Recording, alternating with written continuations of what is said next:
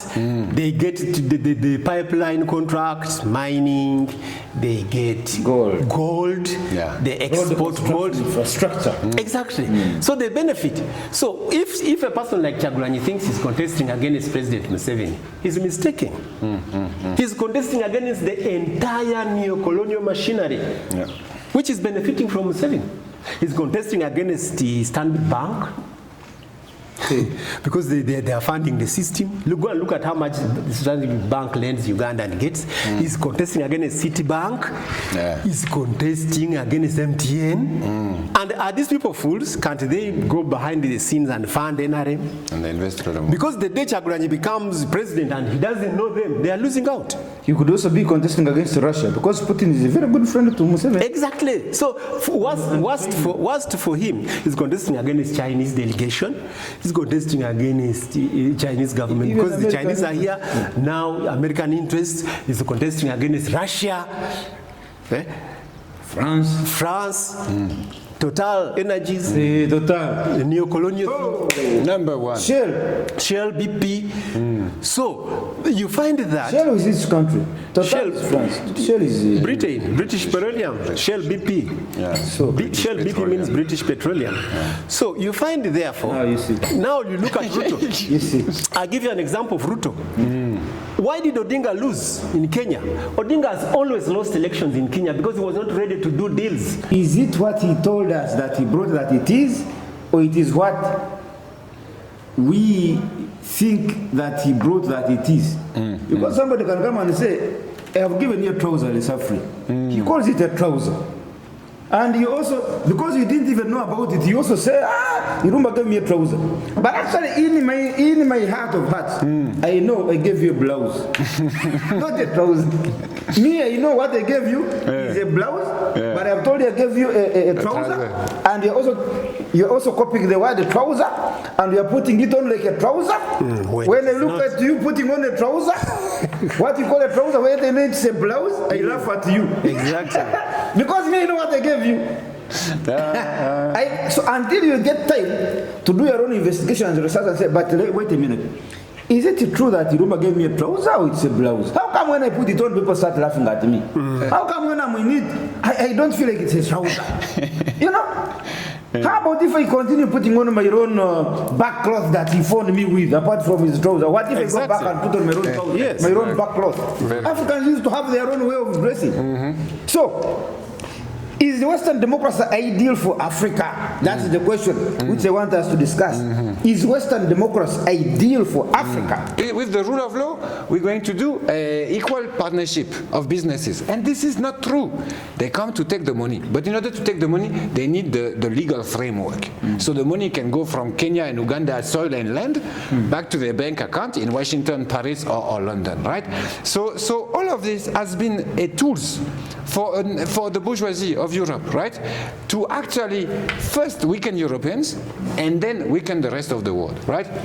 So it has come now to be what type of practice have we seen in Africa? What type of leadership have we seen from democratic leadership? We have seen leadership such as the one of Kabore, the previous president before Traore. He was very, very weak. We have seen the leadership of the one also before Goita in Mali, also very weak. So what we have seen is we have seen the leadership that is not able to protect what? The sovereignty. The sovereignty of the country. Of the people. We want sovereignty, right? We want sovereignty, economic sovereignty for Africa. We want the rule of law. We want the rule of law because we don't want to end up with people being able to do whatever they want. And we want justice, right?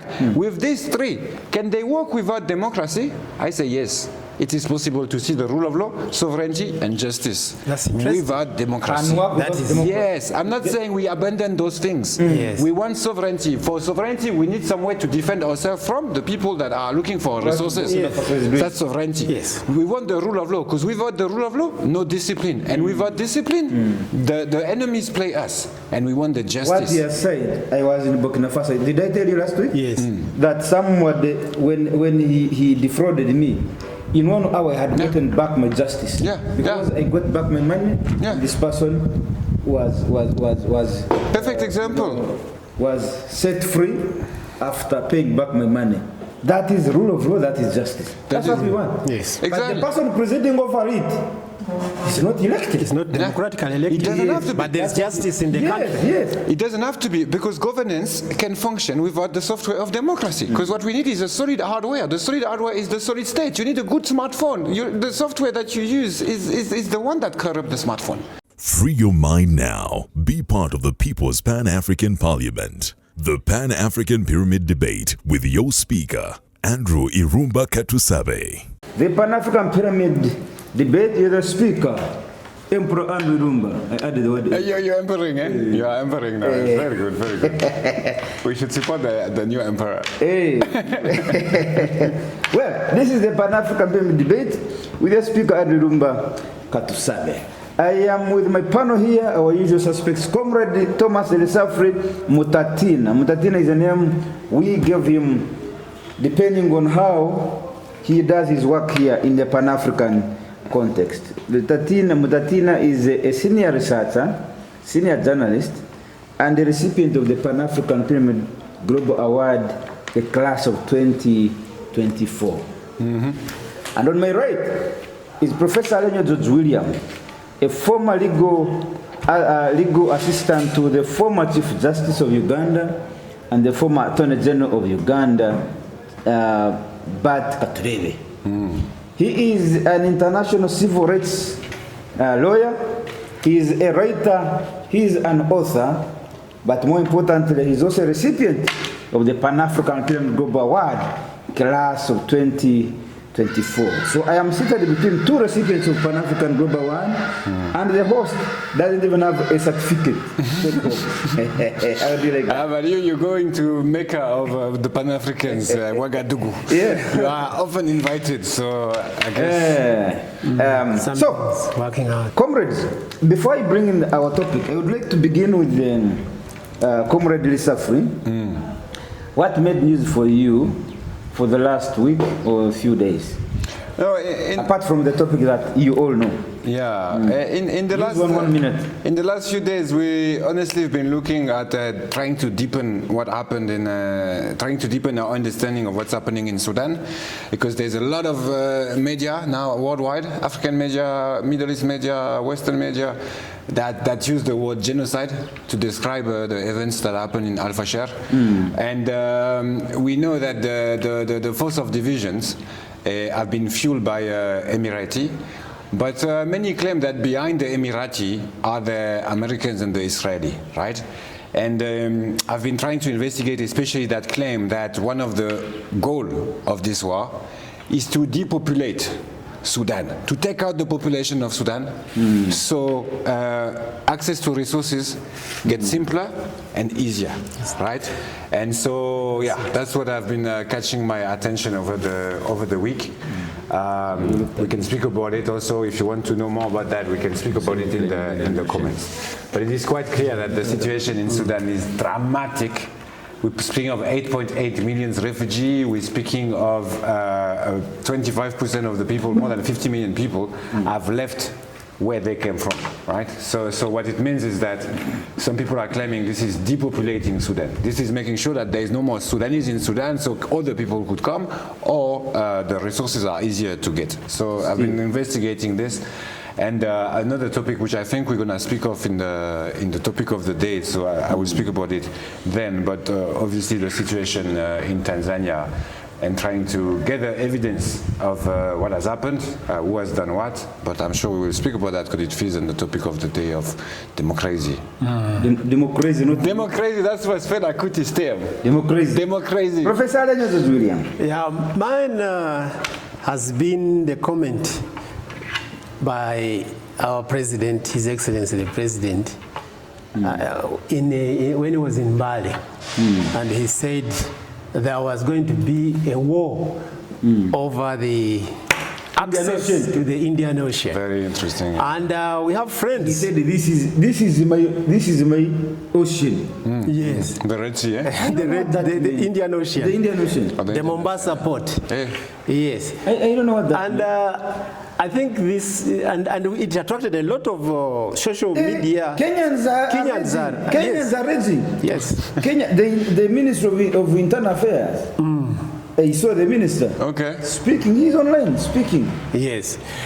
Also, we have friends, Pan-Africanists, who have raised concern that it is very absurd. And his son, General said, if Mzee gives me authority, in 8 hours I will be at the Indian Ocean. He said Indian Ocean and not Nairobi. Back in the day, he said in 8 hours you can be in Nairobi. Yes. Now, This is the latest one. He Okay. he can go and reclaim the Indian Ocean. So what was the context of Mzee speaking? The president said that access to the Indian Ocean is a prerogative of Uganda, and he predicted that there will be a war Over that. And there is a lot of backlash from Kenya over threat of war from a president whose son had also threatened war on Kenya. So it is being taken as a very serious matter. And our president being somebody who is taken as father of East African Federation. Now, you wonder why the president would talk of war over Indian Ocean when we have got the East African Federation on the drawing board. Yes. Why does he not quicken the East African Federation into one political federation? And then we will cease to be landlocked. Yeah, because now the Indian Ocean and electoral will be ours. Will be ours, all of us. Claiming. Yes. Actually, I always tell my children, because we always look forward to having our relaxations at the coastal beaches of Mombasa. So I always tell my children that we are about to become one nation, and we shall. Yes. So to me, the president saying he's going to war over Indian Ocean is a vote of no confidence in the East African Federation. It means he has seen that it is not foreseeable. No, it's going to happen. It's not going to happen. Because if it was going to happen, he wouldn't say that. He would just quicken and yet he is taken as the unifier, as the president of the East African Community. Exactly. He's the leader. Yes. Because in this East African, whenever there is war, it is UPDF going there. Why? Because we are in EAC. Even beyond, in Sudan, he's been named moderators recently. Yes. So this is a very worrying thing for Pan-Africanists. We should endeavor to go to Kenya and dialogue more with our Pan-Africanist brothers to see that such threats are not mentioned. All right, thank you so much, Comrade Professor Alenyo William, and my brother here, Thomas Lisafri Mutatina. Ladies and gentlemen, our today's topic is about democracy. You see, there is a very big elephant in the room, which they call democracy. But this democracy in Africa was brought by somebody, and he explained that I have brought you democracy. So we want to look at it. Is it what he told us that he brought that it is, or it is what we think that he brought that it is? Because somebody can come and say, I have given you a trouser, Lisafri. He calls it a trouser. And he also, because you didn't even know about it, he also said, Irumba gave me a trouser. But actually, in my heart of hearts, I know I gave you a blouse. Not a trouser. Me, I know what I gave you is a blouse, but I've told you I gave you a trouser. And you're also copying the word trouser, and you're putting it on like a trouser. When I look at you putting on a trouser, what you call a trouser, when they need a blouse, I laugh at you. Exactly. Because me, you know what I gave you. So until you get time to do your own investigation and research and say, but wait a minute, is it true that Iruma gave me a trouser or it's a blouse? How come when I put it on, people start laughing at me? How come when I'm in it, I don't feel like it's a trouser? You know? How about if I continue putting on my own back cloth that he phoned me with, apart from his trouser? What if I go back and put on my own my own back cloth? Africans used to have their own way of dressing. So, is the Western democracy ideal for Africa? That's the question which I want us to discuss. Is Western democracy ideal for Africa? And I will say, not necessarily. Western democracy evolved under specific historical, cultural, and philosophical conditions. Individualism, industrial capitalism, enlightenment, rationalism, so-called enlightenment, and centuries of institutional evolution. But Africa, on the other hand, was shaped by communism, consensus based on decision-making, and spiritualized notions of leadership tied to service rather than self-interest. You see, the type of African leadership that we had was tied to spiritualized notions. And then consensus, we would sit and have a consensus. Now, right now when you go to court, one judge can sit in a case and say, I have, this is my ruling, and this is my court, by the way. One judge. Even if you have contrary thinking, no, the judge has ruled. And most of the times we have seen that the rulings they are making actually are not a representation of the people. I will give you an example. Just yesterday, DPP withdrew all charges against the Mabate thieves. These Mabate thieves, this one doesn't know them. He knows them. He knows them. You know corruption. the Mabate thieves? Yeah, the corruption. The DPP, one individual withdrew the charges. Now, is that justice to the Karamo Jones? And is it true that they did not steal the Mabate? When we went to Kayunga for this ministerial group, we found the iron sheets on the Viyumba, on the houses of his goats. God shed. You get it? And he acknowledged that, yes, I used them. I used them on, he acknowledged. But now, the DPP says he has no case to answer. So that's when they tell you that, no, the leadership in the African context was consensus. In the public court, public opinion, Rugolobi is still a thief. Yes. In the public court. Yes. Because you cannot corrupt that court. Yes. But now they Court removed of that public power opinion. from the public court. They gave it to one individual. Yes. So you take bags of money to this one individual, he will withdraw the charges from you. Now this is the democracy that the Western world has sold to Africa. Those days it was not possible because you would sit there and the entire village sits here. Listen to you, both of you, the complainant and the defendant.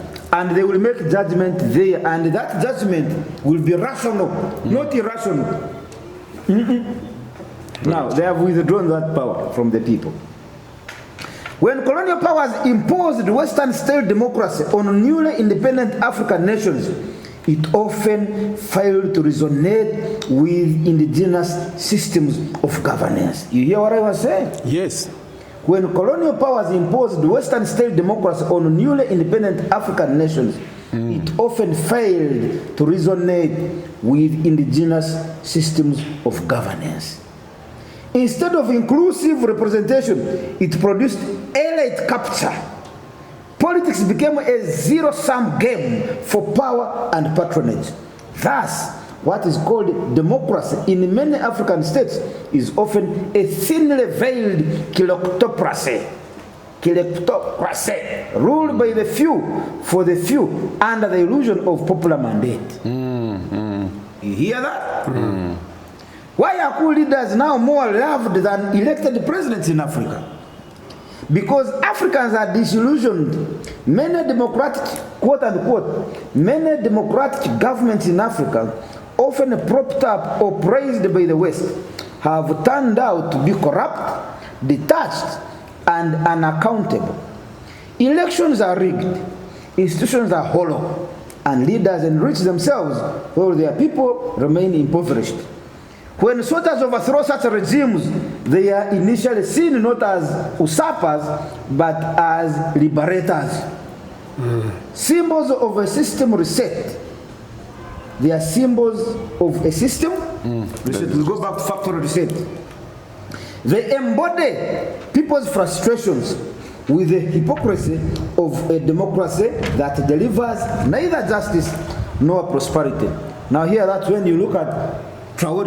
I have been in Burkina Faso. People are sleeping on the streets protecting Traore. Can you imagine? But friends, you people, and the white man are saying Traore is a bad leader, he's a dictator. Why did he use power to get to power? He used a gun to get to power. They want you to go and have a democratic vote. Go to vote and lead. But then when you go to voting, this France here, will use its influence to determine who becomes the president. They are puppet. This is what Traore removed. You get another example of Gund here, the country that has just over Madagascar. Look at Mali. All those governments being toppled, but the military leaders are now praising. Even Museveni here in 1896, yes. Those 10 years, 86 to 96, yes. You could not talk about Museveni that he overthrew a government. No, people would not allow you. People were happy. You get it? Yeah. I'm sure even right now, if there was to emerge another rebel to overthrow Museveni, that rebel leader would become the darling of the people. Of the people. I suspect. That I don't know. But before I agree. We are throwing the name Mutatina. Tina is now Tinaring. Not any rebel will do better than yes. the president. Exactly, that is true. Yeah. Of course, history warns us that military rule can quickly slide into authoritarianism. But the mere fact that coups are greeted with jubilation reveals how morally bankrupt civilian democracy has become in the eyes of many Africans. In Western democracy, actually, that's the paradox in theory. Yes, ruled by the people through free choice and accountability. But in practice, Western democracies often prioritize economic interests and geopolitical control over genuine popular will. When African elections produce leaders hostile to Western influence, they are branded undemocratic. You hear this one? Let me repeat that one. When African elections produce leaders hostile to Western influence, they are branded undemocratic. But when pliant regimes manipulate votes or repress dissent, the West looks away as long as their foreign policy remains aligned. So Africa receives not democracy, but democracy with conditions filtered through Western lenses of strategic convenience. Strategic what? Convenience. Convenience. I will not go further, Professor Alenyo William. I've given enough background information. Begin from there. Yes, I'm shocked about the detail.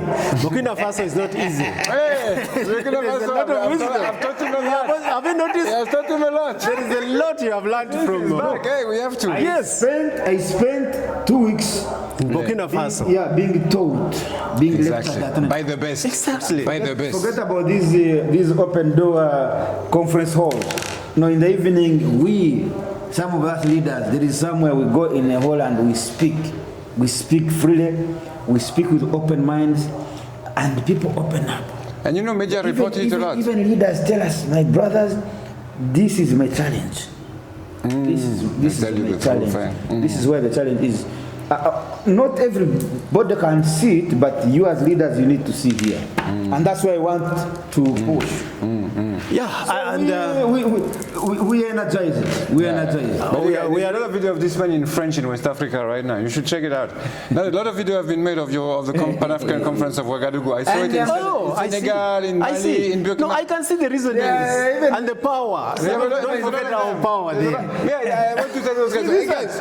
Yeah. Somebody in the cabinet said, no, these African things should be returned. 2023, the law was passed. And one of the people whose bodies were returned, with 2 warriors on either side, was King Traore of Malagasy. His body arrived at the airport on 1st September 2025. It was highly spiritual. Within 40 days, the government of Madagascar is overthrown. 40 days. And within some magic with the 40, he told me something back we had the show about 40. Exactly. It's amazing. Yes, the 40 days. And 40 days is 40 days. Is magic. Rwanda had the 40 years. After 40 years, there would be a problem. He's even saying Uganda 40 years. Yeah. 40 years there will be something. And you see that biblical 40 years Moses took. Moses. I was so to get and you see, that was, the 40 years is the Temet.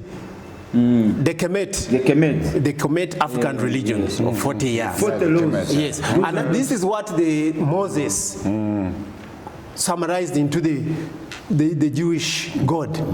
It's just a copy of African God. Yeah, so 40 days after the spirit, the body lands, the government is overthrown. In Madagascar. In Madagascar. Of the French puppets. Of the French Of the puppets. very French puppets, yes. Now, let us now face it, Right Honorable Speaker. What is democracy? And I want to be pinpoint as an African. I'm going to discuss this, the democracy that the Europeans brought, and we are going for elections next year, 2026. We are going to discuss from the Pan-African context. And then I will conclude and tell you that nothing is going to change. In Uganda? In Uganda. I'm going to explain myself, and I want you to follow this. We will listen. Why NUP will not be announced? Why NRM will be announced? 2026. These things are written. And I want to start by defining what is democracy. Democracy is supposed to mean the rule of the majority. Demo means the population. The highest population in society deciding what is right and who should lead them. And it is not only in politics. It also is in law, as you said. So I am amazed at your wisdom. The African jurisprudence is a communal Repeat that word. jurisprudence. Jurisprudence. Yes, it is in I French. mean, I can say it in French. Yes, the French. Yeah. By the way, all big words in English are French. Yes. Even the king are French. Yes. That's another point. Exactly. So now you see that the concept of justice in African society was communal. Yes. There is no way, as you said, one judge decides to withdraw cases against the thieves, or one judge says you must go to death. No. All the community would say this man killed, we saw it. This man, it is communal. Communal justice. And you see the Europeans try to copy it a bit. They say there is a jury. They just to give it that game. So now, when it comes to democracy, it is supposed to be the majority deciding who rules. But the Western democracy, when it was presented here, by the time it was presented here, it had already been subverted and perverted. Democracy was not God created. No. Even God was not in favor of the majority deciding who should rule. Yes, it is in the Bible, in the first book of 1 Samuel, chapter 8. Read the whole 1 Samuel chapter 8. 1 Samuel? Yes, chapter 8. God established the nation of Israel. Samuel. Yes, 1 Samuel chapter 8. The nation of Israel did not choose who should lead them. God determined it. God just said so and so is the leader, anoint him. Samuel, anoint this one. A mysterious voice would come on Samuel, say, now Saul, go and anoint Saul. After Saul, go and anoint David. But the children of Israel insisted that we want democracy. God said democracy is bad. When you go by democracy, the king whom you will elect will exploit you, will steal your cattle. It is written in the Bible. So it is not a surprise that Museveni is exploiting us with his family. It's not a surprise. It is in the Bible. Professor. It is in the Bible. It is the Bible. You read 1 Samuel chapter 8. It says, the king you will elect will take your children and make them soldiers to defend his rule. So is it a surprise? Yes, that Museveni has made his UPDF is full of our own soldiers and they are defending him. Read the Bible. Democracy, in its purest sense, means rule by the people. From the Greek words, demos, meaning people, and kratos, meaning power or rule. It is a system of governance in which the ultimate authority belongs to the citizens, not the kings, not the armies or foreign powers. Exactly. But he adds, but while that definition sounds simple, democracy is far more complex in practice. Let's break it down into what it's supposed to be and what has become of it now. I will not go there. Yes, what has become of it. Exactly. You see, God said, I don't want democracy. God doesn't want democracy. It is that chapter. Read it. Because there is a temptation on the person elected. He doesn't rule by what the people actually want. He will begin to rule by himself. And that's why we have a theocracy. Theocracy is the opposite of democracy, and it's what God wanted. A leader emerges. And when the leader emerges, the leader rules by righteousness and what is right. That is why when a true leader emerges in Mali in the name of Ibrahim Traoré, In Burkina Faso. In the name of Ibrahim Traoré. I like calling him Abraham because Ibrahim is just a Muslim name of Abraham. Okay. So Abraham Traoré emerges. And he emerges. What does he do? He rules by righteousness. He just does the right thing. Not elected. Nobody tells him, nobody has elected him, he just does the right thing. And that's what God wanted. And that's what God means for every country. Any leader, no matter how he comes, as long as he emerges, and then he rules rightly. I want to give an example of Uganda. By 1986, President Museveni had already tried to become president, and he failed miserably. 1980. His Uganda Patriotic Movement Party got one seat. One seat. Very sad. The Uganda People's Congress jubilated. But because of theocracy, Museveni emerged. And come January 1986, 26th January 1986, President Museveni assumes the power over Uganda. And for one decade, 1986 to 1986 to 1996, there was no elections in Uganda. There was no democracy. But that was the best time of Uganda's. Very stable. That is the best time Museveni worked for Uganda. He had emerged. He had not been elected. And even now I wonder, those people expecting that in 2026, Museveni will hand over power. Remember, he's not a Democrat. He's what? He emerged in 1986. Let me first read for you the chapter you told us. Samuel, the first Samuel, chapter 8, isn't it? This is what it says. In this chapter, the Israelites asked the prophet Samuel to appoint a king to rule over them. Is this yours? No, it's your thing. Yes, You're the one who made it. Yes. In this chapter, Professor, the Israelites asked the prophet Samuel to appoint a king to rule over them. Like all other nations, until then, Israel was governed under a theoretical judge system. Yes. God was their true king, Yes. and leaders like Samuel, Gideon, and Deborah served as spiritual and moral guides rather than political monarchs. Exactly. So Samuel is displeased by the people's request, and when he prays to God, God tells him, go and tell those people, it is not you they have rejected, but they have rejected me as their king.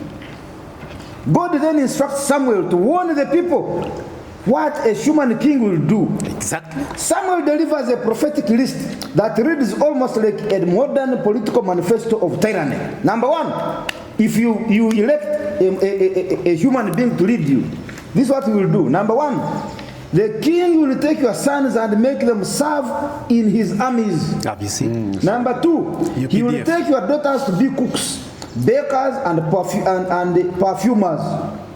He will take the best of your fields, vineyard officials. Land grabbing. He will tax your produce and seize your servants and livestock.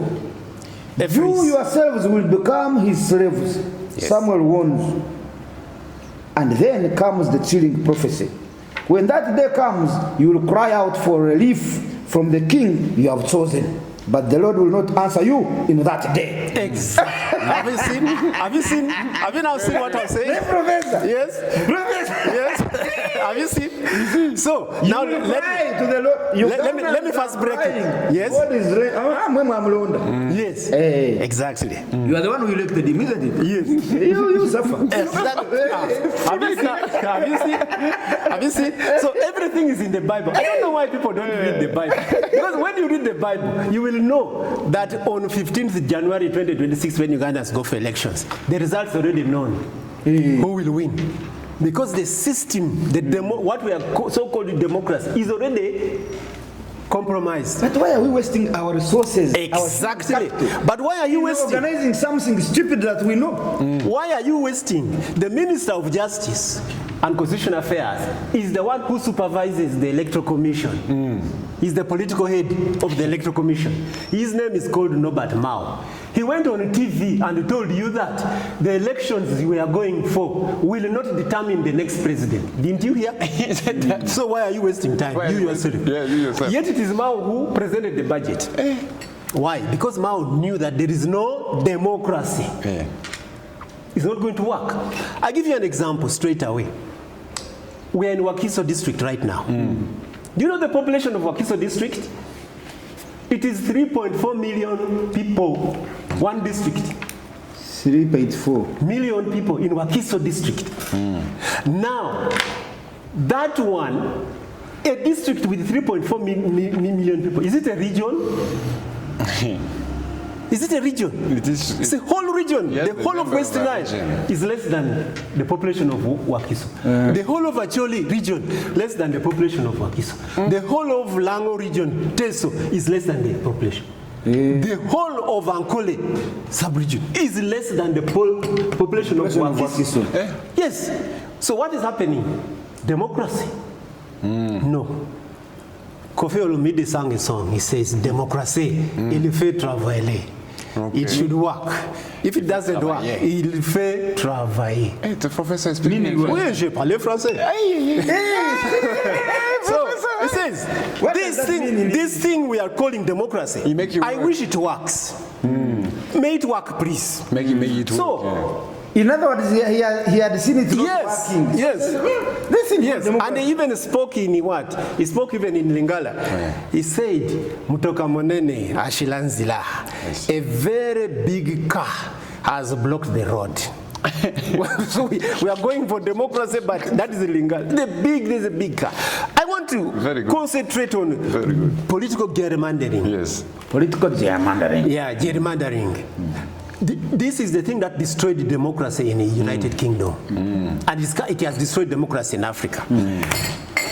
It is a situation whereby you oppress the majority. Remember, democracy is supposed to be democracy. Demographic. The majority over the minority. Yes.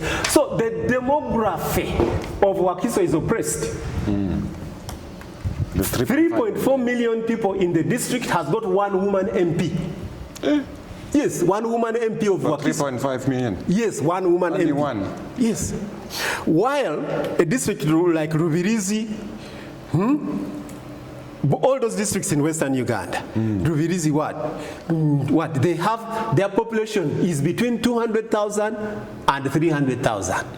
Yes, you check the population of Rubirizi district. Now, which means that the democracy of the people of Wakiso has been oppressed. Instead of having 3.4 million representing 10 districts, they can represent 10 districts. Wakiso is supposed to be represented in 10 districts with the 10 members of parliament. That's when we talk about democracy. Now people like Chagulanyi, they are there expecting NOP to win, those of Rubongoya, those of Katana. How? In 1980, this is how Obote suppressed the population of Buganda and Busoga. The constituencies were bigger in Buganda and Busoga, while in UPC strongholds, they were almost half. And so, since the politics was by number of MPs, Obote had already won the 1980 elections, even before the elections started. So even now, NUP has already lost the elections. Yes, because even before the voting, because a district like Wakiso should be having 10 woman MP. Mukono has 900,000. They should be having 5 districts. When you combine the population suppression in Buganda and Busoga, you find that Nupu would have more MPs in the House. How? I would. Get those. It will be. I am just coming because those are the Nup strongholds. So the way Obote oppressed by gerrymandering in 1980 is the way NRM has done against NUP and FDC in 2025.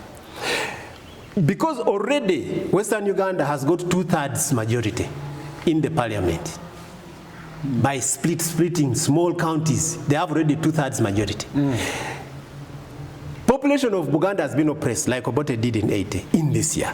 So even if there is a tsunami of NUP, they will lack in parliament. Now this is where democracy works.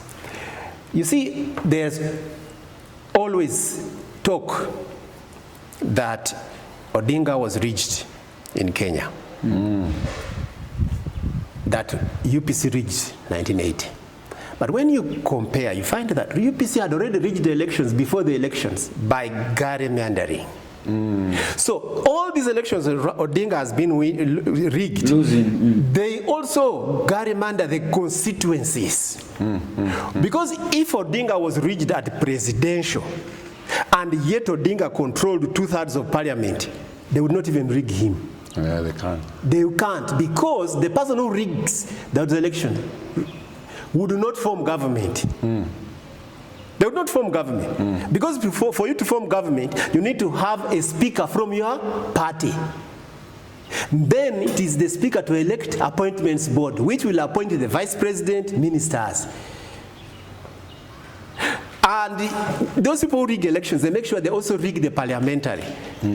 So now, Win the majority. win the majority in parliament. That's why I'm saying, even if Kyagulanyi won the presidential, You have a problem in parliament. he will not form government. He will not form government. Unless he does like South Africa. But they did in Congo also with Kabila. Yes. So even if Kyagulanyi won the presidential elections, because he has allowed the gerrymandering of constituencies in Buganda and Busoga, he cannot form government.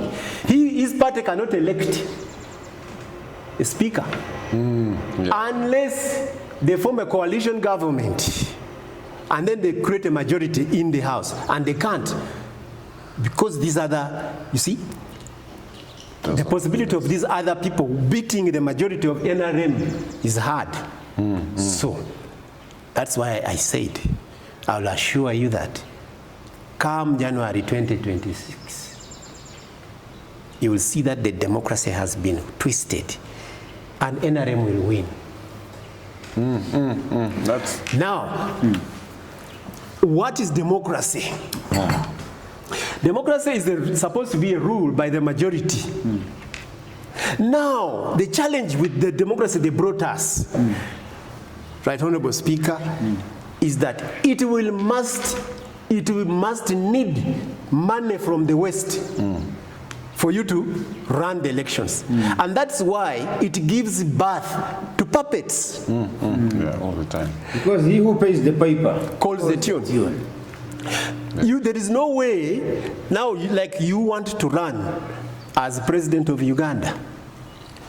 I don't have money. You don't have money. I have to go to France. We have 72. But France also has its interest. Yes, we have 72,000 villages in Uganda.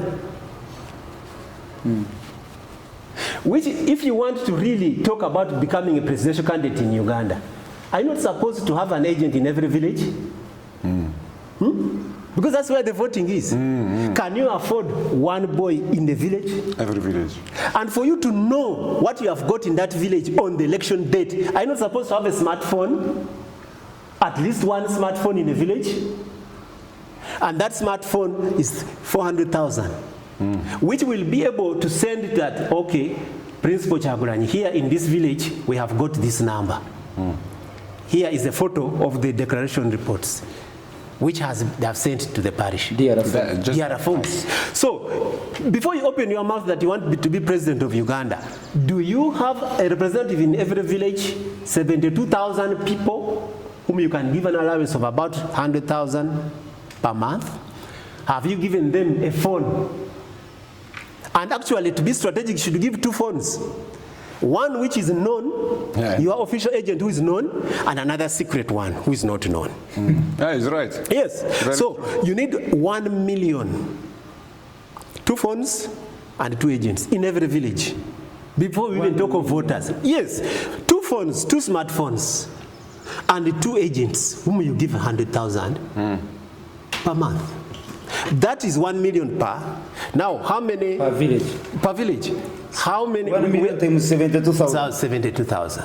72,000 village. And now that expense has only gone to the voting agents. Yes. Your agents. You have not calculated that other expenses. You have not yet gone to Not even the car. Yes, And not even the the campaign program. Yes. Oh, yeah. Then, The campaign program. yes. The You reaching there. the fuel. The fuel. Accommodation. Yes. The food. There is one presidential candidate who cut short his The campaign. posters. The posters. Yes. So, You have not. There are many. this is why African youth have rejected Western democracy. This democracy here, stupid democracy. Stupid democracy has been rejected by the youth. Because 70% of the African youth, the African population, 70% are youth. They don't have the money to contest even for LC1 chairperson.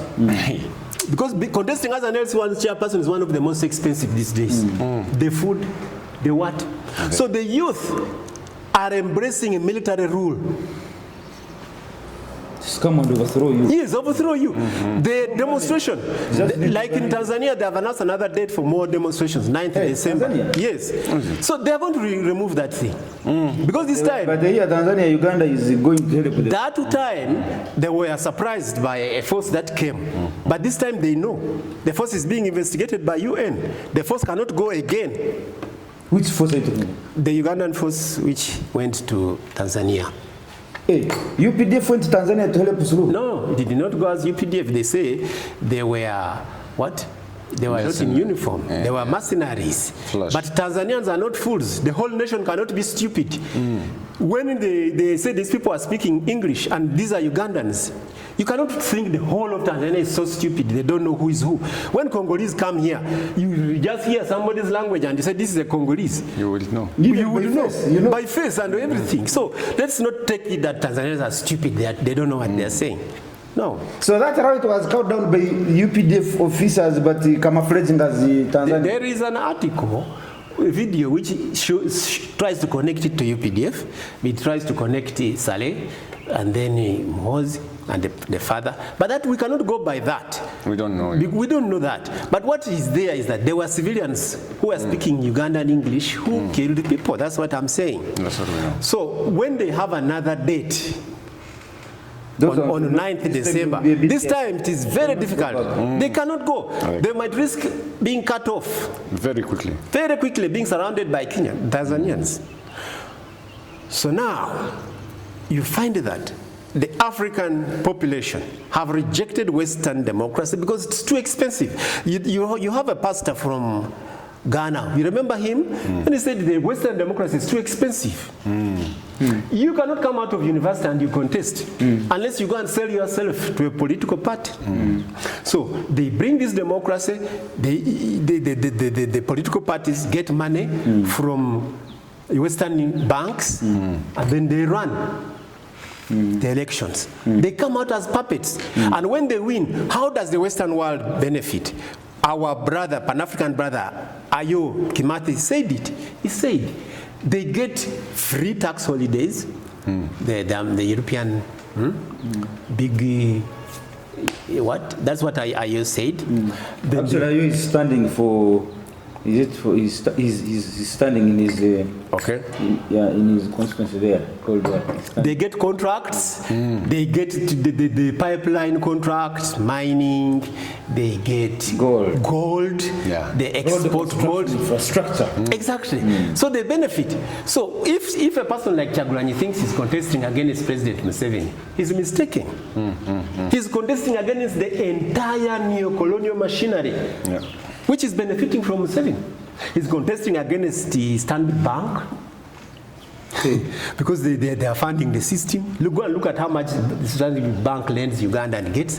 He's contesting against Citibank. He's contesting against MTN. And are these people fools? Can't they go behind the scenes and fund NRM? And they invest through them. Because the day Chagulanyi becomes president and he doesn't know them, they are losing out. He could also be contesting against Russia because Putin is a very good friend to Museveni. Exactly. So worst for him is contesting against Chinese delegation.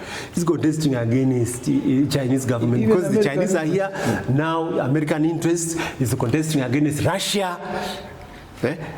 France. Total Energies, Total, neo-colonial Number one. Shell, BP. So you find that Shell is his country. Total Shell is France. Shell is Britain, British Petroleum, Shell BP. Yeah. So Shell BP means British Petroleum. So you find therefore, now you see. now you look at Ruto. You see. I'll give you an example of Ruto. Why did Odinga lose in Kenya? Odinga has always lost elections in Kenya because he was not ready to do deals.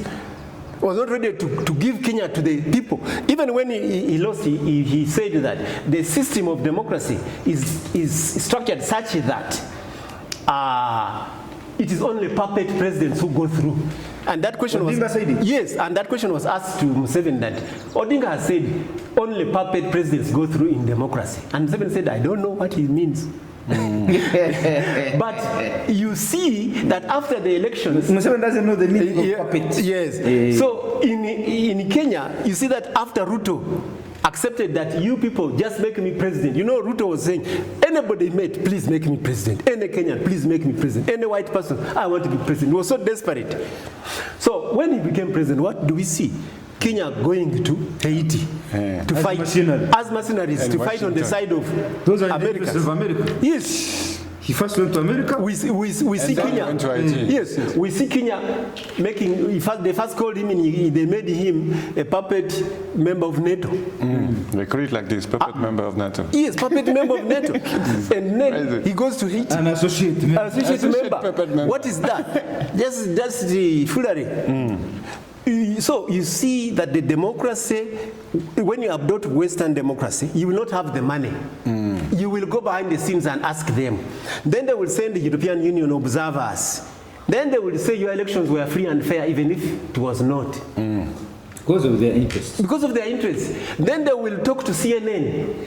Cover. Sure they Don't bring any nonsense. CNN will now start to beautify your elections. BBC, Radio France International. So the whole system is caged. Radio France. Yes. International. So, Hey, Professor. yeah, I conclude on that. Yeah. I conclude therefore that the Western democracy has got international media. Everything is worked out. Yes. Thank you. By the way, Professor, you know I've done that job of observer.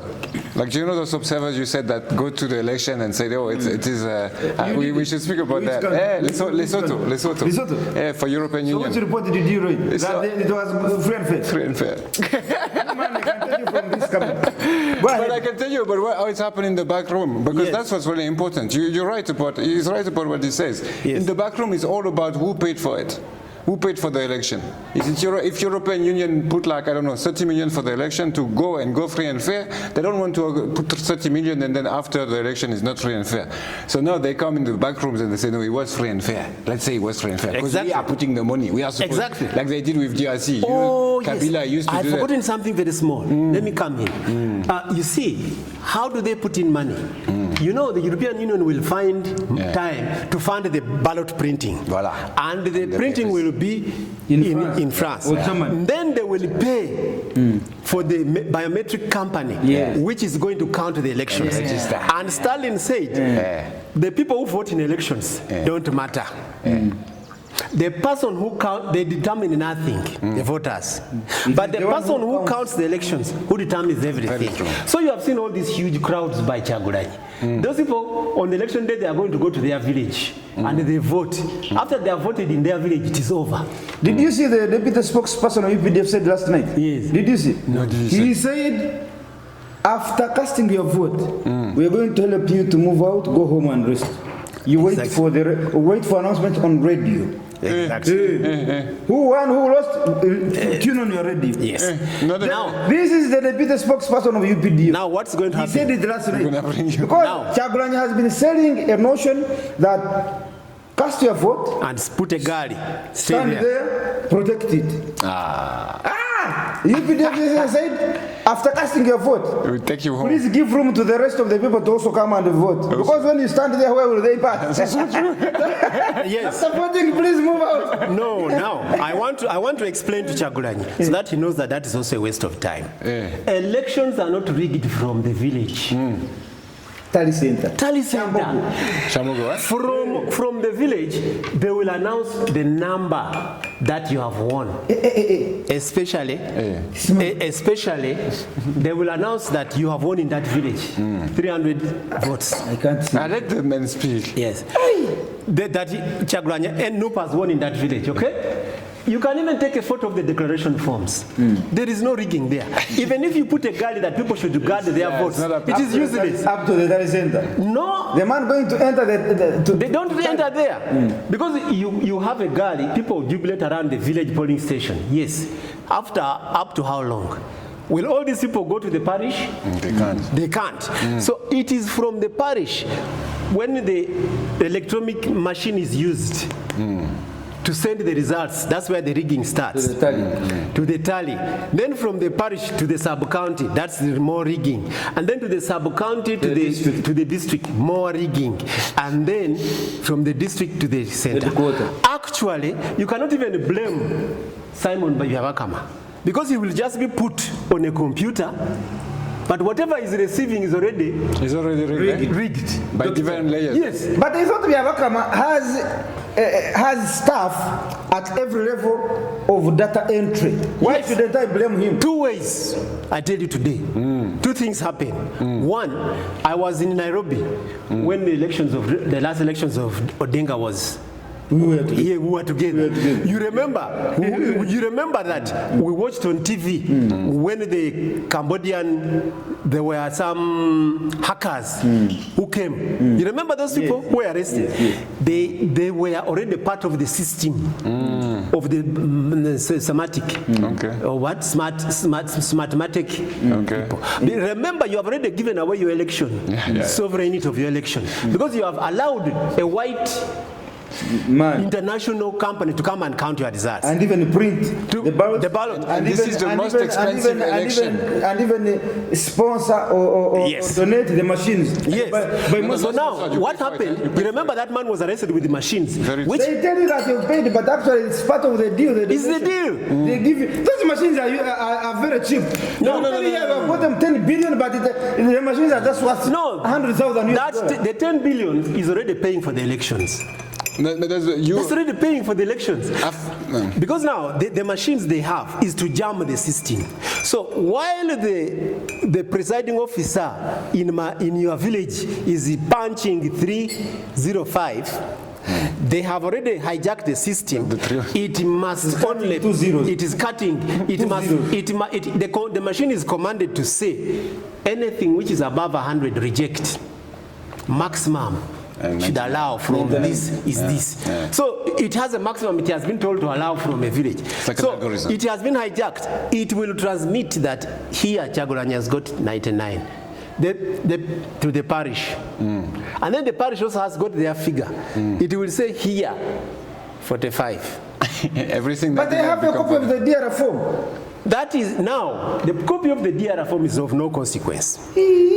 Listen, during the Odinga thing, Odinga took a whole trailer to go and prove the DRA That forms. what you have read is different from this. Yes. So what Odinga was transporting was the DRA forms and affidavit from his agents. But as soon as the presiding officer has only transmitted 99, the DRA form is now altered. The person who cheated Raila Odinga, the Kikuyu community, they confessed, they said, they then ordered all Kikuyu land DRA forms to be brought to one place. Everybody who has the DRA form, they bought it from him. So you are an agent of Kyagulanyi, the DRF form will be bought from you at a figure 100. 1 million. 1 million. They will all be altered. You remember in Kenya when they said they'll bring the man to go and check they call it what? This Fingerprint. room. Yes. No, the room. Oh, the election room. There's this room where they keep Election all war. this stuff. Yes. Election war room. They call it something room. Yeah. So only one man, They cut the his only tongue. one man who Authorized, who had the authority, Yeah. authorization. He died. You know what happened? He got no, killed. his finger was cut off. And Yes. he got killed and his finger And he was was cut later off. killed off. He was killed, The but only finger that was supposed to. the finger was working when the man 2 is weeks dead. before. The man was already dead, but the finger can still work. It's put in they solution. cut it off. Yes, but it was Of the working. dead Put body. it in solution, it can still work. It opened that thing. They killed him, cut the finger opened. And can I add was to this? a Luo man. This was the most expensive election in the history of the world. Those were the Kenyan election. Those Kenyan elections were the most expensive. The guys that sold them is the American John Kerry. Okay, let's not tell it Aha. out. Now there's a point there. You have let's give factual evidence. It's very The elections in Kenya. Who was the one tallying the center? He was. It was the one company that is sold called the machine. Smartmatic. Yeah. Now that is an American company. In Seattle, when the dispute arose, Joe Biden sent his representative because the headquarters of Smartmatic is in Delaware, in USA. And when Odinga succeeded in court, the court ordered Smartmatic and the Electoral Commission of Kenya, can you bring the originals, the tallying transmissions? They told the court, Smartmatic, that the server is not in Kenya. The server is in Europe. Imagine. All the results from the polling station were first going to Europe, Then coming back to Africa. And they could not bring the server. So do we have elections in Africa? No. I'm surprised that African politicians think we still have elections when the persons tallying the results are Europeans and Americans. The people printing your ballots, printing the tally sheets. They print in German. So what happens? Even if they are printed in Uganda, does Kyagulanyi know how many ballots are going to be printed? Does he have that control? Does he know who's going to tally results? Why are wasting people's time? Let's come in here. Come in here. I've given Professor more than 30 minutes. I want you to come in. Let me come with also. Thank you so much, Professor. Thanks so much, Professor. I mean, let me come also with a. Is the Africa, is this Western democracy working for Africa? That's the question. So you see, democracy is like a software. A software is you OpenAI, you Microsoft. Those are software. The hardware is your phone or your laptop or your computer. Where you install this? That's the hardware. So the hardware is the state. And the software is democracy, right? So the question is, how can we make, does the software works with the hardware? Are they compatible? Is it the best system that we can have for the state? Because in this conversation, none of us say that we don't want a state. We are all saying that we want the rule of law. What we hear is that there's no rule of law with democracy, right? Because now everyone trick it, everyone get corrupted, right? The rule of law is important. We want to keep the rule of law. We want to keep check and balances. Right? Check and balances meaning what? Those that do those type of things that Professor is also telling us about, whatever in Kenya or in Uganda or in Malawi, the examples are numerous of rigged elections. We want to be able to check whether this is true or not. We want to be able to balance the power that that company has with the power that the people have, right? So let's not confuse the conversations between the software and the hardware. Us, we're debating about the software, which is how you make the state function. Because we want a state. We want the rule of law, as we said. We want good judges, right? We want police that arrest criminals. We want those people. So in order to have rule of law and check and balances, they've told us we need democracy. Only democracy can organize rule of law and check and balances. Only democracy can bring constitutions and stability to the country. And what we have seen is the total opposite. It's the total opposite, right? What we have seen is that now he makes the state very strong against the weak, the Tanzanian that were killed last week, right?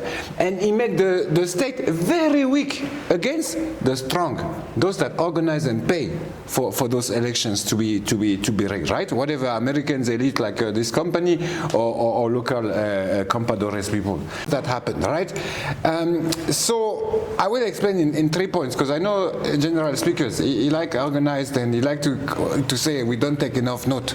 So now we're going to go on 3 points. The first point is, what is it in theory? Well, the first one that spoke of this word, democracy, as you explained in your introduction, the power to the people.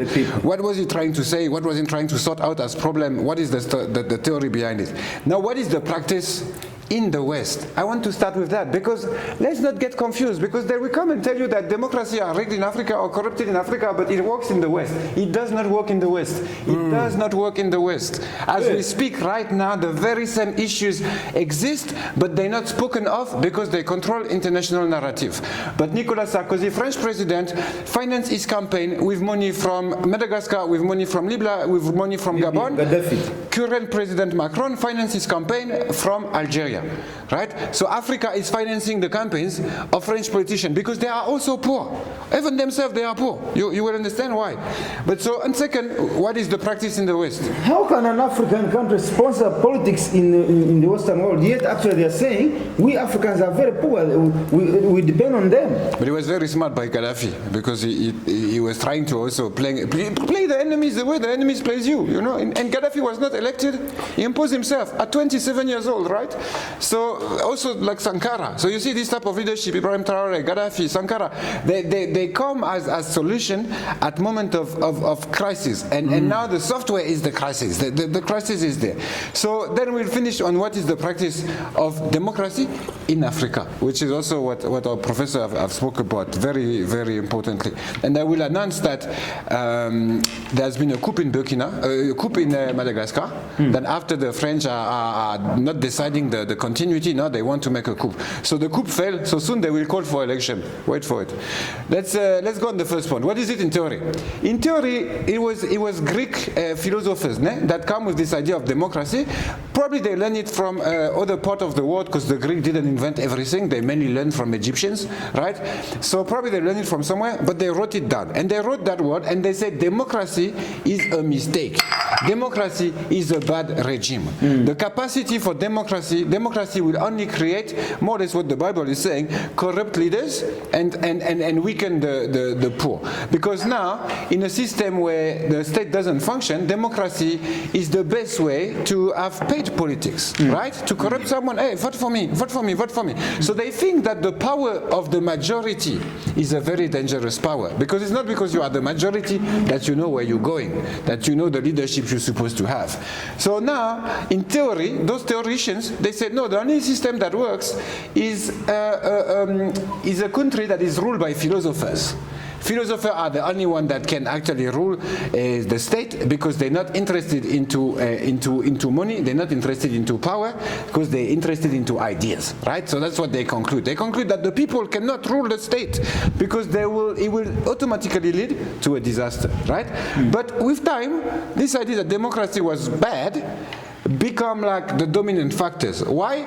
Because mainly Europeans ended up with terrible rulers, right? They had very bad rulers, so they thought maybe if we choose them, it will get better, right? Has it get better? No, but we'll come to that after. So first I want the audience to understand that first, democracy is not something that the authors of the word, those that created the word, wanted. They didn't want democracy. It came very much later.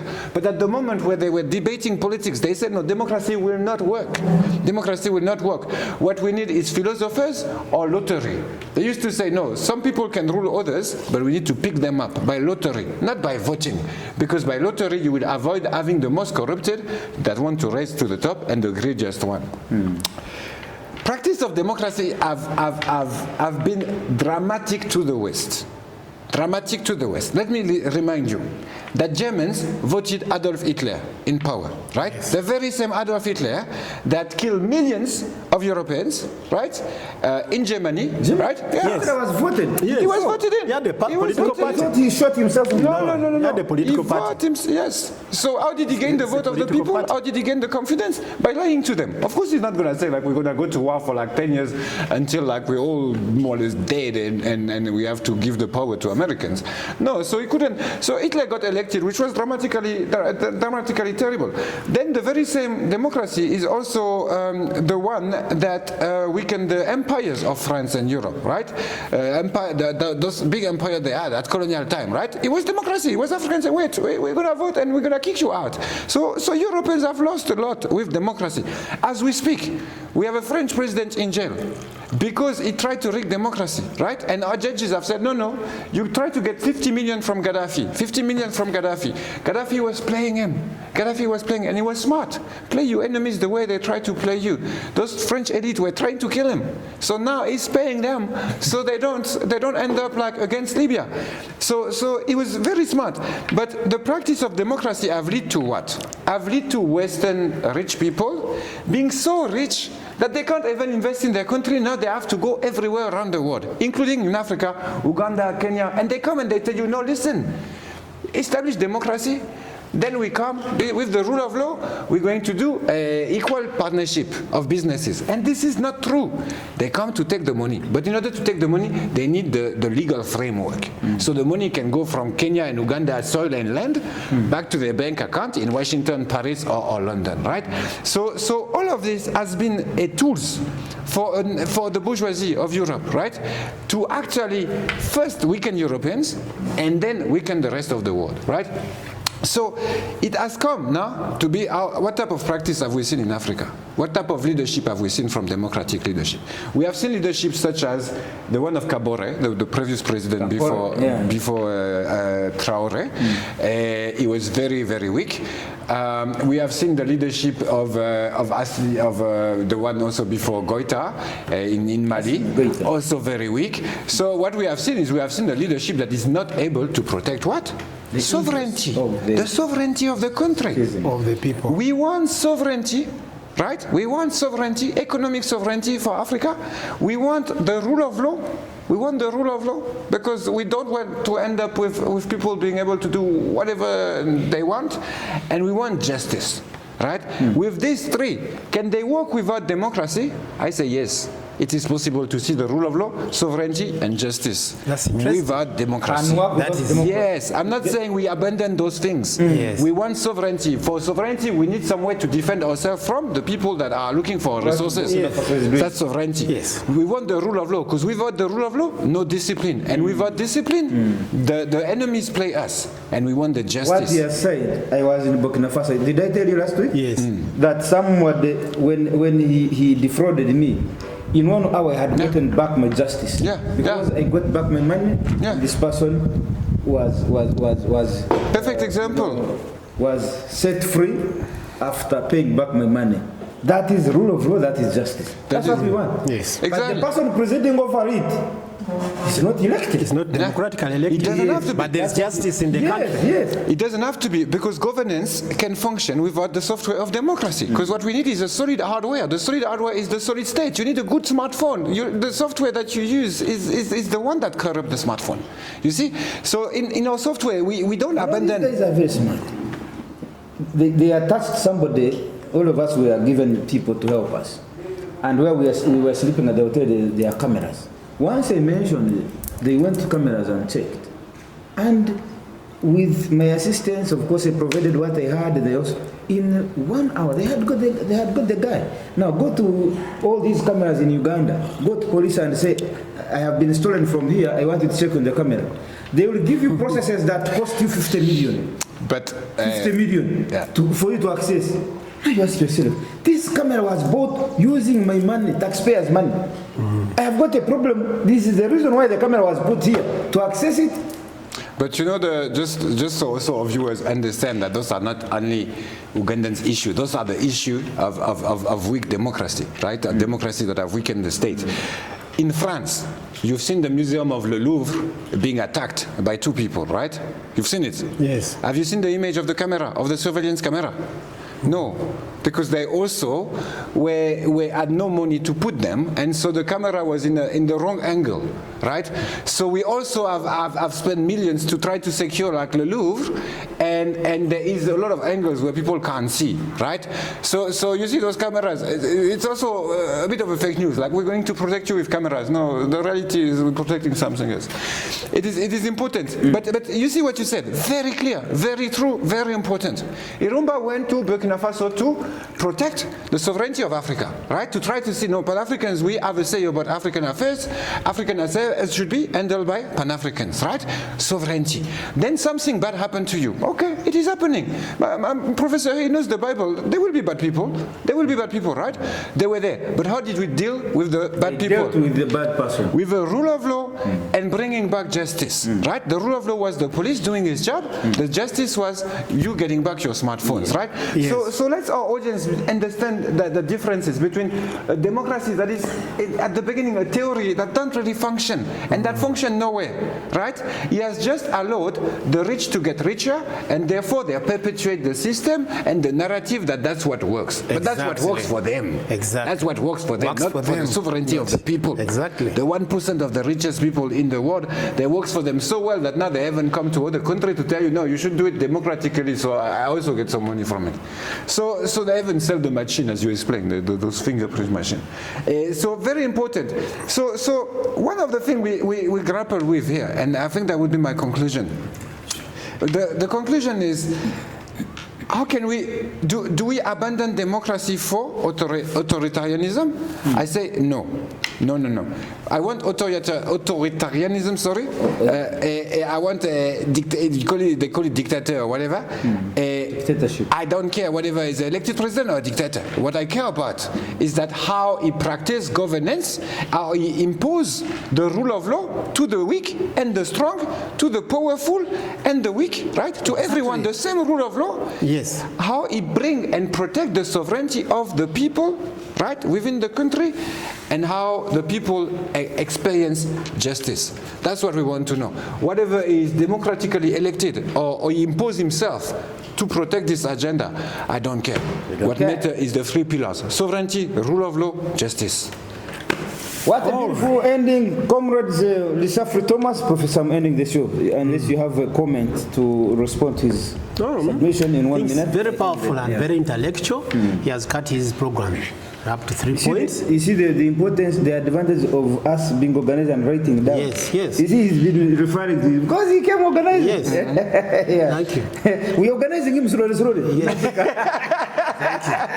The rule of law. I think There is a rule of law in this table. The discipline of Pan-Africans, yes. Yes. I think you have summarized what government is. What good government is. What good government is. Because actually, can't go beyond the 3 points. Why are people looking for leaders? Yeah, for Those this. 3 points. 3 points. Yes. To have justice, people are looking for a government that works. Everybody on earth. Your sovereignty as a country. Sovereignty as a country. Protect your resources. Defend Uganda, defend everything. So Everybody equal, rule of law, people. equality between Yes. people. Right Honorable Speaker. Economic independence of the country. Yes, but Right Honorable Speaker, just summarize it this way as we close the show. Nobody is interested in who becomes president. That is how China has got it. Yeah. China has got 1.5 billion people. So what they have done, they have surrendered the interest of who is going to be president. They have left it away. They only want to live a joyful life. See what China is doing. Right to life. Right to life. Everybody in the morning wakes up, wants food, Yes. wants to sleep, Wants education. wants education, Wants medical care. medicine, Infrastructure. Nobody is interested in whether it is Museveni or Kyagulanyi. No. That is why the youth are, let me tell you. It's very true. After the elections in Kenya, a few months after elections in Kenya, the youth were on the streets. Yes. After January 2026. After they elected the guy. After the election of the president, the youth will be on the streets. Yeah. How do you explain that? Why? Right Honorable Speaker, You wake up in the morning, what do you want? You want food. You want to eat food. You want to drink. And you want to sleep. And if you are renting, if you're a child. yes, if you are renting, you don't want to be evicted. If you have already built, fine. Then But the parent your wants his child, child to go to school. your child, you want your child to go to school. There's no parent who is going to be happy with whoever is elected, whether he's Museveni or Chagulanyi, and the child has not gone to school. Very true. 4, you have fever. You want a hospital, medicine in the hospital. Then you want to wash your body, clean it. 5. And those are called essentials of man. Now, Right Honorable Speaker, the Pope said something when he came to Kenya. He saw that African leaders are not seeing government. He said, what is government, you people? Government is the art of making sure that every Ugandan or Kenyan shares in the little resources we have. Do you know why we're having an outburst of support for Bobi Wine? We have 70% youth. A youth asked Professor Katende, Professor Sempewa, a youth asked him, put up his hand during a conference. Youth said, I am a youth from Western Uganda. You're talking about constitutionalism, freedom, what? Constitutionalism. But what is peace if I don't have a job to put food on my table?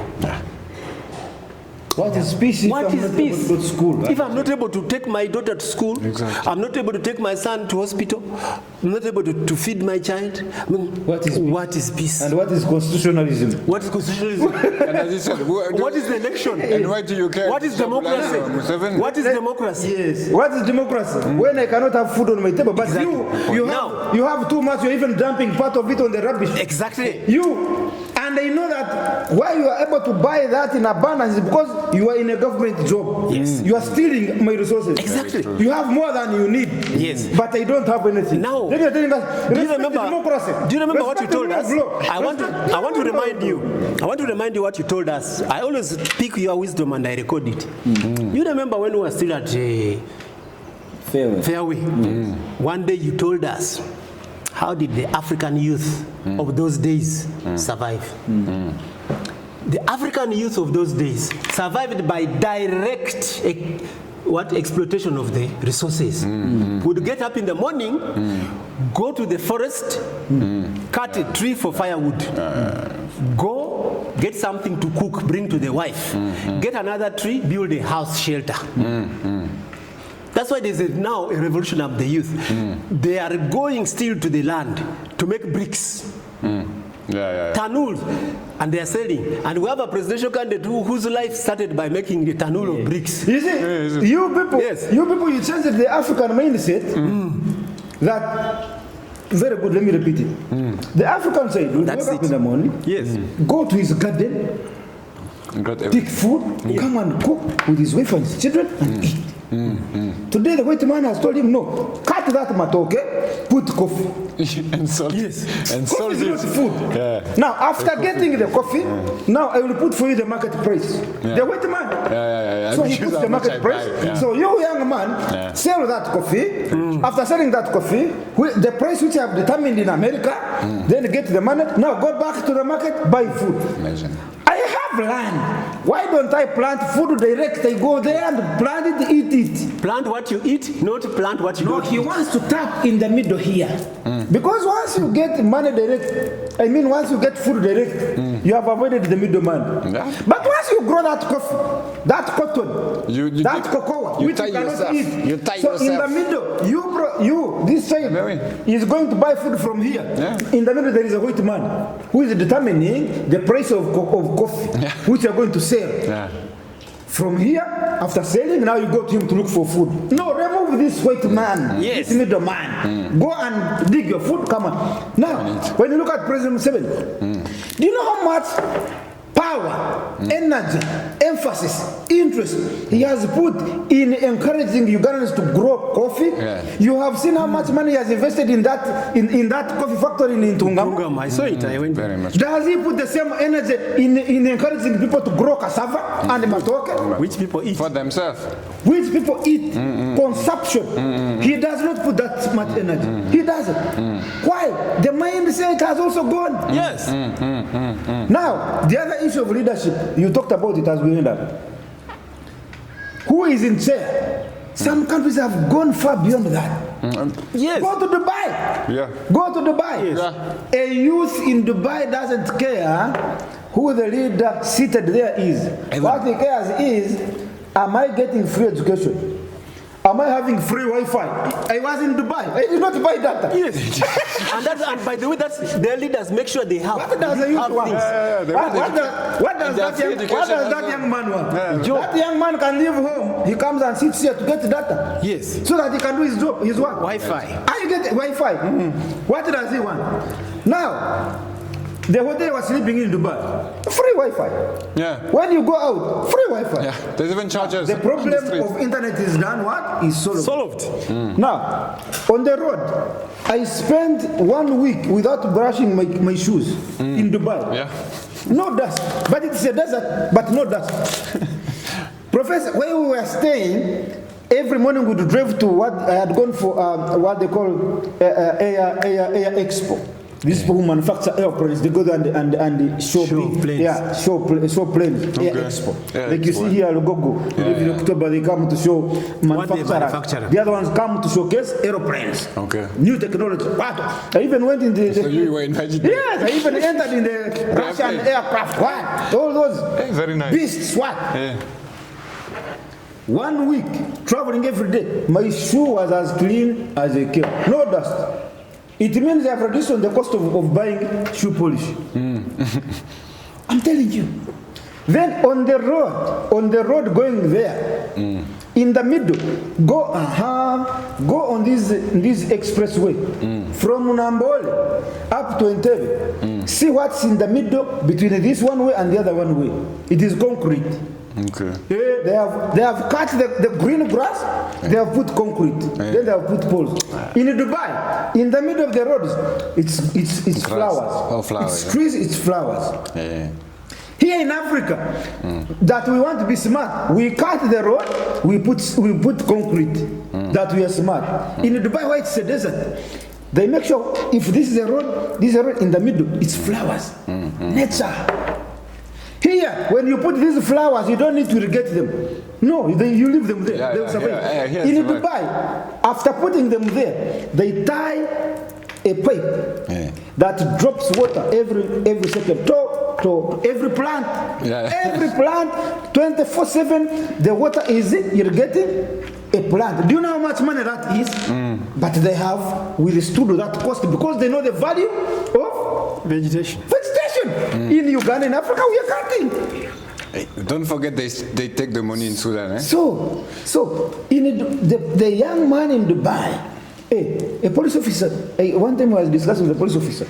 He told me, my job here, for as long as I'm a police officer, by the way, for them, if you have to become a police officer, right from time of going to nursery, you don't go to the normal nursery schools of the public. No, you go to the police nursery school. They start training you right there to become a police officer from nursery. Yes. Hey! You cannot go at 37 now, or that man that I want to be a police officer in Dubai. That young man. Same for you cannot. You want your child to be a police officer? Yes, take him to police academy. Yes. From nursery, baby class, they start teaching you slow. First thing they teach is the patriotism of your country. Patriotism, the spirit. That's why in Dubai you cannot corrupt a police officer. You try it, you're in jail. It's actually corrupting the spirit, the nationalism, the patriotism he has it's too strong. Is inborn. Before he starts understanding, they're already teaching him the values of protecting the interest of his country. You cannot break him with anything. Police officer. He was telling me. Up to university level, you are a police officer, you are an army, you are in that school. Now, your family will be taken care of, including your parents, both your parents, your children, your wife, all of them will be taken care of by the state, the government. So tell me, he was asking me, tell me, you want to break me that you give me what that the government doesn't give me. Tell me. What can you give me? But even when you retire, until you die, your money will be coming on your account. Even if you die, your wife will be going to the account, withdrawing money to look after the children which you left in the... Now, Professor, you will be stealing to do what? No. So, he was asking me, so do I need to know who is in the presidency? No. My account has money. My children are schooling. My children are going to hospital. Does it even bother? Because I was asking, you people, here leadership is monarchism. This king dies, they bring another son. How about other families? Don't they want to lead? Like here now, like now, for instance, if you in Uganda, presidents would come from Buganda kingdom. The Kabaka Mutebi is the president. When he dies, he brings his Sangali Ambogo. When you get it? That's what is in Dubai. Monarchism. The people in Dubai are not bothered. Nothing at all. No, they even don't talk politics. They don't want to know. Why are we bothered here? As long as the leadership is not corrupt. Why are we bothered here, Professor? Because when this man is in power, his family is well off. My family is very poor. But if he was in power, to do right he's things, okay and I'm okay.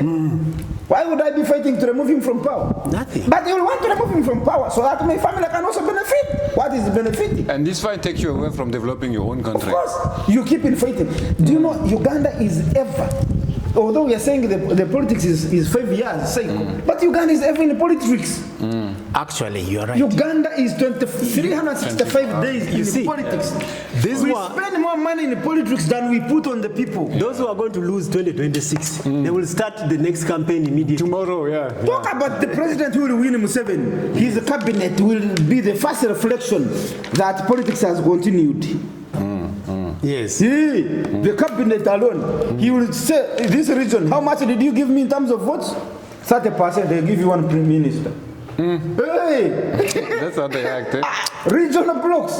How much did you support me? Buganda, you did not support me, no minister. For one. And he will give you a useless ministry.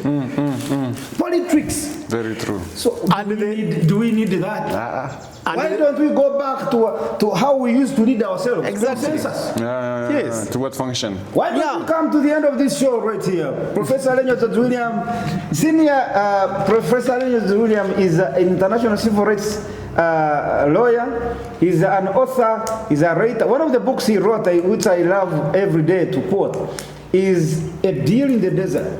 A book talking about the deal between Gaddafi and Tony Blair, whom we call Tony Black. They met in the desert, and what they discussed could be one of the reasons why Gaddafi is no more here. Yeah, because there are things that he rejected from Tony Black. Okay. Comrade maybe Thomas, we'll get that book next time. You have not read it? I don't have that book now. Oh, it's maybe wonderful book. Yeah. When Libyans came here, They gave me an He award. told me about it. Libyans came here, and he spoke about, just in 1 minute, after his speech, they were looking for him. Give us that book. Yeah. The book. He had to take them to them. They love it.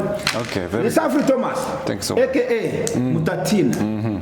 But do you still deserve to have that name? Yes. Today he you has guys deserved debate it. Mutatina, Rutatina. Mutatina. I don't know. There's debates. It is Mutatina. Mutatina. But today he is Mutatina. He has spoken very boldly. Thank you so much. Till next time. Yes. Africa, don't agonize. Organize. Agonize. Organize. One Africa. One people. One people. One Africa. One Africa, one passport. One Africa. One people. One Africa, one passport. You're French, man. Yeah, one Africa, one passport. In French. Une Afrique, un passeport. Une Afrique, un passeport. Free your mind now. Be part of the People's Pan-African Parliament. The Pan-African Pyramid Debate with your speaker, Andrew Irumba Katusabe.